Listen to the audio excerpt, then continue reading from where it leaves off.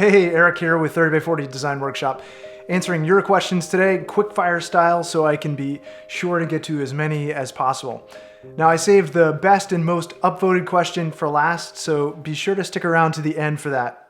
Okay, Rithi Talam asks, what was your thesis topic and what tips can you give for a final year student who is doing his or her thesis? Well, my thesis project was an urban monastery, and I used it as a launching point for developing underutilized or abandoned acreage in the city of Boston. Now, I think a thesis topic should have enough meat to dig into at a variety of scales, and while it has to be rooted in reality, really, it's just an in-depth investigation and fleshing out of a set of philosophies. The monastery allowed me to look at urban planning, to learn about a religious building typology with some interesting cultural implications. There was this deep historical context and a number of really interesting precedents for me to research. There were some cool spatial and formal opportunities there. And I knew this was a building type that I'd probably never have the chance to do as a professional. For all those reasons, it ended up being a super fascinating and fun project to design. So my advice is to choose a topic with many layers of problems to solve. And you won't have time to solve all of them, but you'll have the flexibility to chase down the ones you find most interesting along the way. Okay, Illustrious One asks, what's a challenge you've overcome as an architect that you're proud of? What's a challenge you have yet to overcome and are excited about the struggle to conquer it? I think most people don't understand this, but the process of actually realizing your work in the world, building your architecture, is actually an immense challenge.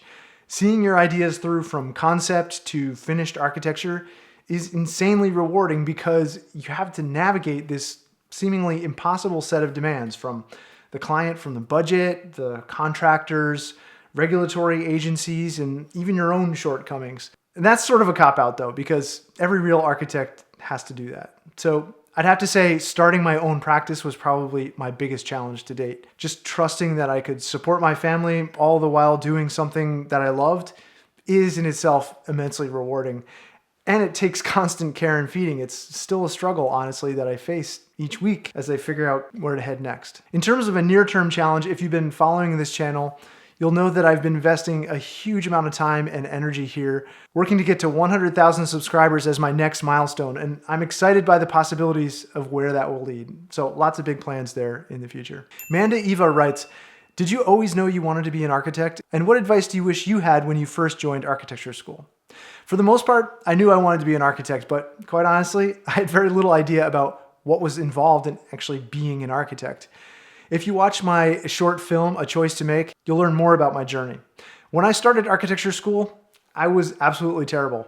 I came home on holiday break in my third year and told my parents, to their horror, that I was done, that it just wasn't working out. I wasn't going to be an architect. And they encouraged me to give it one more semester, and in that period of a few months, something just clicked. And I started spending every waking hour focused on my work. Everything I read was about architecture. I started making countless study models. I spent all my free time drawing and sketching. I'd stay in the studio until 3 a.m. debating architectural concepts with people. So what changed? Well, I put in the work. I chose to become a practitioner, and that's my advice to you. Become a practitioner, make things, practice, experiment. This is the advice I wish I had had when I started.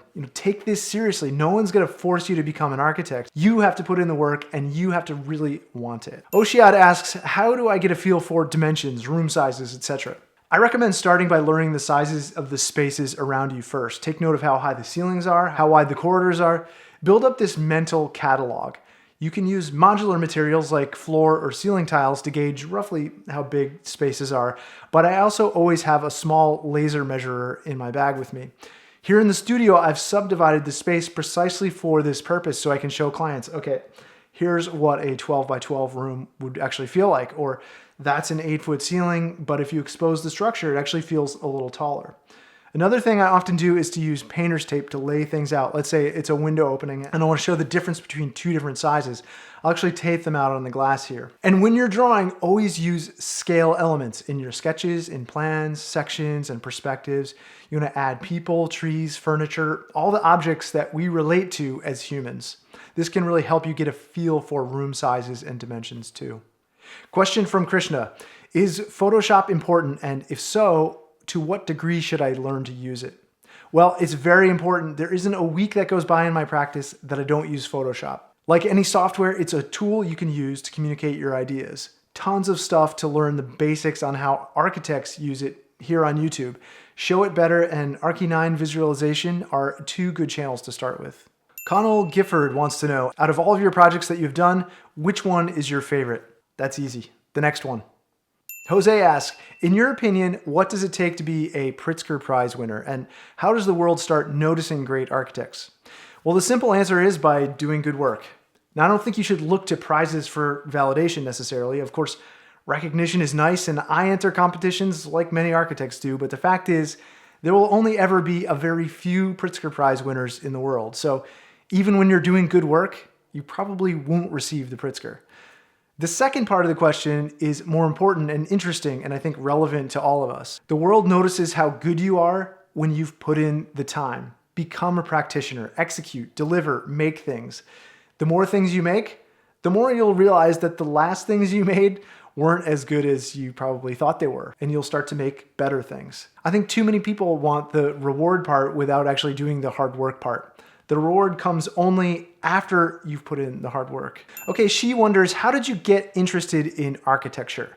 And I want to again point you to my short film, A Choice to Make, and that should tell you my story. Marcos Sanchez asks, how do you attract new clients to an architecture studio? What kind of marketing is done in this kind of environment?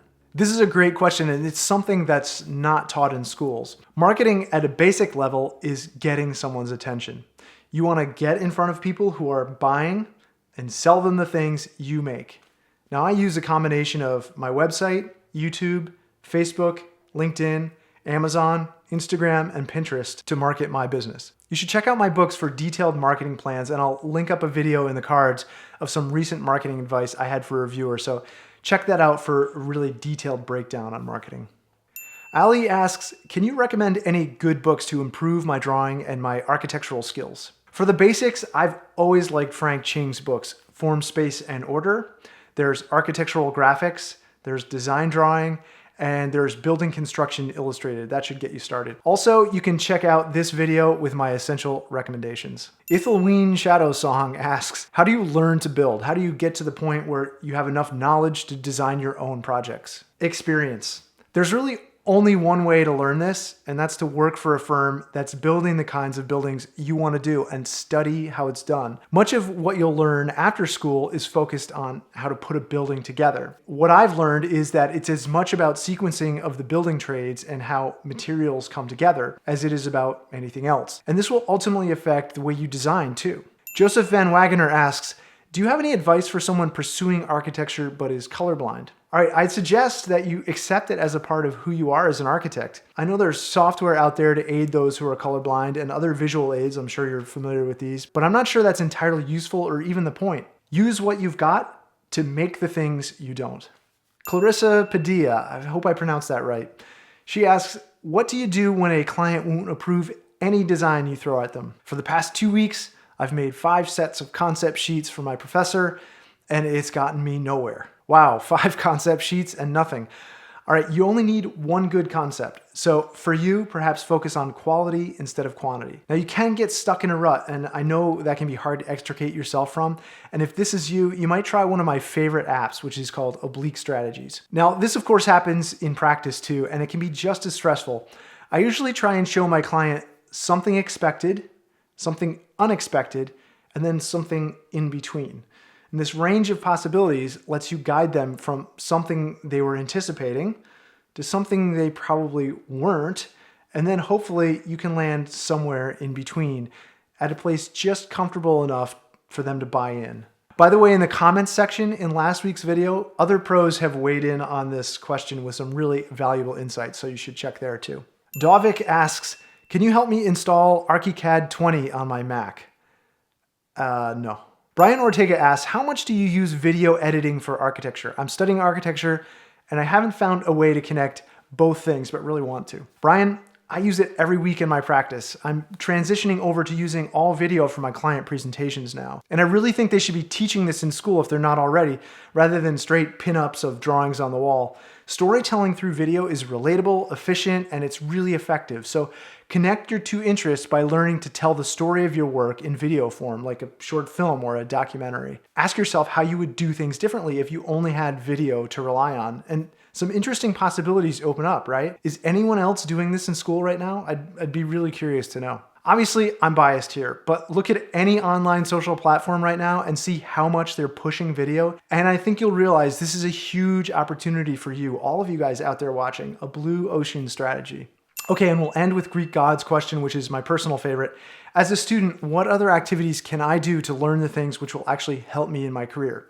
Photography, vlogs, etc. Now I save this for last because I think it's the single most important question you can be asking.